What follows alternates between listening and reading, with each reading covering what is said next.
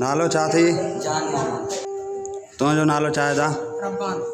तुंहिंजो नालो छा आहे? कबीर। तुंहिंजो नालो छा आहे? जवान। हिननि तस्वीरुनि मां अंदाज़ो लॻाए सघिजे थो त घोटकी पुलिस जो चूरो DIG सखर खां SSP घोटकी ताईं हिकु आहे।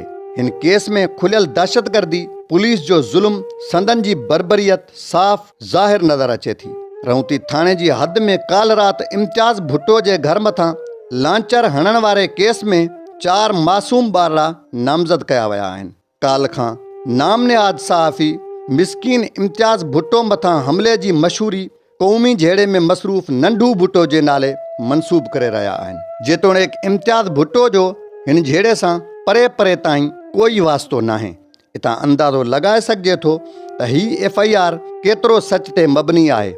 हिन FIR में 13 साला मासूम जान मोहम्मद उर्फ़ जानू वलद अली हसन शर, 12 साला मासूम ज़ैन वलद वज़ीर अली शर, 10 साला मासूम शब्बीर अहमद वलद कबूल शर ऐं 8 साला पितकड़ो मासूम जुआन वलद बदियल शर खे शामिल कयो वियो आहे। नालो छा थी? जान मोहम्मद। पीउ जो नालो? अली हसन। तुंहिंजो नालो छा आहे दा? रब्बान। पीउ जो नालो? वज़ीर। तुंहिंजो नालो छा आहे? कबीर। पीउ जो नालो? कबूल। तुंहिंजो नालो छा आहे? जवान। पीउ जो नालो छा थी? हिननि जे पढ़ण जी मौसम में हिननि ते FIR जो सिलसिलो शुरू कयो वियो आहे। मतिलबु त ही चारई मासूम ॿारड़ा वॾा थियण खां अॻु ई रूपोश थी विया। अगरि ईअं थींदो रहियो त पोइ ॾोह ऐं ॾोहारी कॾहिं बि ख़तमु न थी सघंदा। शायदि उहो इन लाइ कयो पियो वञे जो फ़क़ति रौंती जे कचे में हर साल ऑपरेशन जे नाले ते किरोड़नि रुपया बजट हड़प करण जी सहूलियत थी रही आहे।